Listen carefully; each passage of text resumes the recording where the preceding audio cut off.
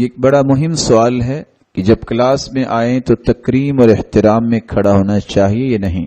دلیل کے لیے کچھ لوگ کہتے ہیں آپ صلی اللہ علیہ وسلم سیدہ فاطمہ کے لیے کھڑے ہوتے تھے۔ دوسری دلیل کہ آپ صلی اللہ علیہ وسلم ایک دفعہ قاضی کے اٹھ کھڑے ہوئے تھے۔ قیام کی بنیادی طور پہ 3 قسمیں ہیں، القیام لہو، القیام الیہ۔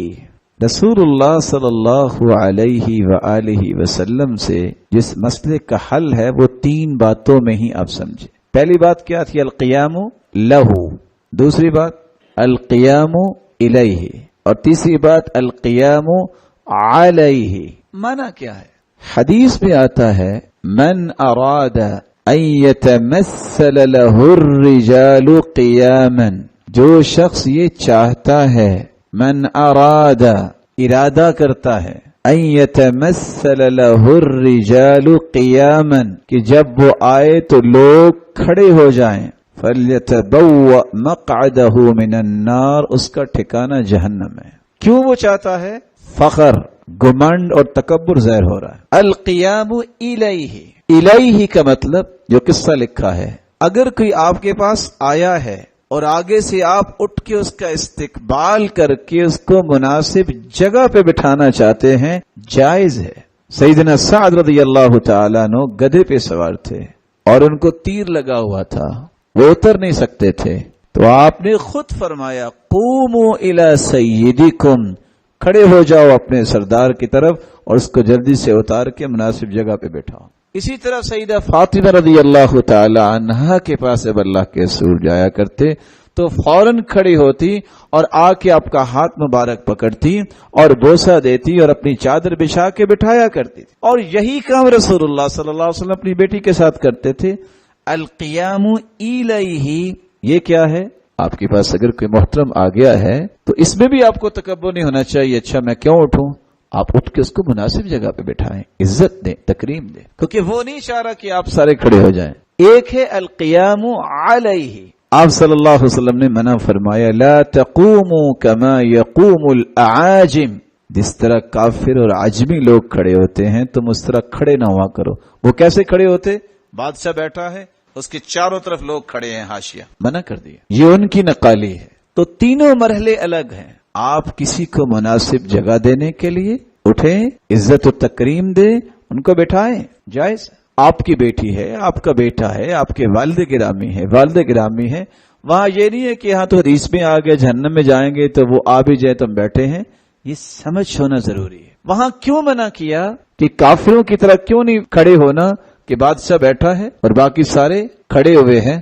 یہ ان کا طریقہ تھا اپنی عظمت کو بیان کرنے کا۔ شریعت نے منع کر دیا کہ مومن کے اندر تواضع ہوتی ہے۔ اور پہلی چیز کو منع کیوں کیا کہ اس کا ٹھکانہ جو ہے وہ اپنا ٹھکانہ جہنم میں بنا لے، کہ آپ صلی اللہ علیہ وسلم سے عظیم تو دنیا میں تھا ہی کوئی نہیں، لیکن آپ نے پابند نہیں کیا صحابہ کو، اور نہ ہی کوئی صحابی کھڑے ہوتے تھے، بلکہ آپ صلی اللہ علیہ وسلم جب بھی آتے صحابہ کرام تشریف فرما ہوتے، تشریف فرما ہوتے۔ یہ اس بات کا تقاضا کیوں کر رہا ہے کہ جب میں آ جاؤں تو سب لوگ جو ہیں وہ کھڑے ہو جائیں؟ اگر یہ بات اس کے تکبر اور اس کی ہے تو اس کو واقعی اللہ سے ڈرنا چاہیے۔ ویسے اگر کوئی کھڑا ہوا ہے اور اس کا ارادہ نہیں ہے، ویسے کوئی کھڑا ہوا ہے اس کے احترام کے لیے کہ میں جگہ دوں، اس کو پراپر جو ہے وہ استقبال دوں، اس کو ریسپشن اچھی دوں، ٹھیک، تو شریعت نے یہ تینوں حکموں کو الگ الگ بیان کیا ہے۔ تو ویسے بھی حدیث کے الفاظ ہیں، اس کے ساتھ ملا لیجئے، اذا جاءکم کریم قوم فاکرموا، جب کسی قوم کا معزز انسان آئے تو اس کو عزت دیا کرو۔ ہم کہتے ہیں یہ اس قوم کے عزیز ہے نا، ہمارا تو نہیں ہے نا، نہیں، حدیث نے کتنی اچھی بات کہی۔ وہ شخص جو اللہ کے رسول صلی اللہ علیہ وسلم کو دیوانہ کہہ رہا تھا، شاعر تھا، اس نے آ کے پہلی بات یہ کہی اللہ کے رسول صلی اللہ علیہ وسلم سے کہ اگر آپ کو کسی مال کی ضرورت ہے تو بتائیں، ہم آپ کو مال دے دیتے ہیں، یہ آپ اللہ تعالیٰ کی دعوت اور ہمارے بتوں کی توہین کیوں کر رہے ہیں؟ پھر کہتا ہے اگر آپ کو کوئی یہ مسئلہ ہے، نعوذ باللہ من ذالک، یہ کون بدتمیزی کر رہا ہے؟ کافر ہے۔ اگر یہ مسئلہ ہے، یہ ابتداء اسلام کی بات، اگر آپ کو کوئی مسئلہ ہے شادی کا تو اجمل واحدہ فی مکہ، جو مکہ میں سب سے خوبصورت خاندان ہے، ہم آپ کا نکاح کروا دیتے ہیں، لیکن یہ دعوت چھوڑ دیں۔ تیسری بات پھر کہی، اگر آپ کو کسی منصب کی ضرورت ہے تو آج کے بعد آپ کے حکم کے بغیر ہم کوئی فیصلہ ہی نہیں کریں گے، ہم آپ کو منصب بھی دینے کو تیار ہیں۔ لیکن بتوں کی توہین چھوڑ دیں۔ یہ آپ کیا کہتے ہیں لات منات عزا کچھ نہیں کر سکتے، صرف اللہ ہی کر سکتا ہے۔ اس کا ذرا آج کے ماحول میں بھی چیک کیجئے گا کہ آج بھی سب سے بڑی پریشانی کیا ہے کہ کس کی توہین ہوتی ہے، یعنی اللہ کی توہین ہو جائے کوئی پرواہ نہیں ہے، رسول اور صحابہ کی توہین ہو جائے کوئی پرواہ نہیں رہی، کہتے ہیں فلاں کی توہین نہیں ہونی چاہیے، حالانکہ ان کی بھی توہین نہیں کرنی چاہیے۔ ہمارا تو موقف کیا ہے، کسی مسلمان کی توہین نہیں کی جائے۔ چوتھی بات اس نے جب کہہ دی، آپ اس کا وزن کیجئے، وَإِن كُنْتَ خِبِلْ نَعُوذُ بِاللَّهِ مِنْ ذَلِكَ، اگر آپ دیوانے ہیں اور آپ مجنون ہیں تو ہم آپ کا علاج بھی کروا سکتے۔ آپ صلی اللہ علیہ وسلم نے کیا فرمایا؟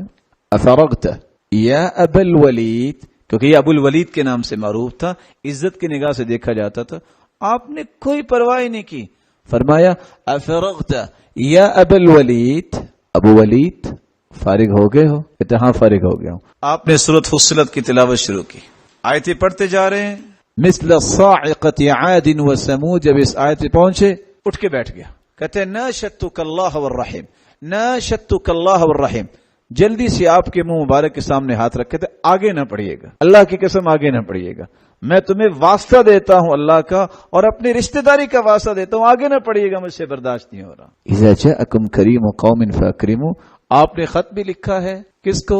ہرقل کو خط لکھا ہے، روم کے بادشاہ کو لکھا ہے۔ آج ہم اس بات میں بہادری سمجھتے ہیں کہ ہم کہیں کہ یہ نعوذ باللہ ڈوگی ہے، یہ فلاں ہے۔ آپ نے کیا لکھا؟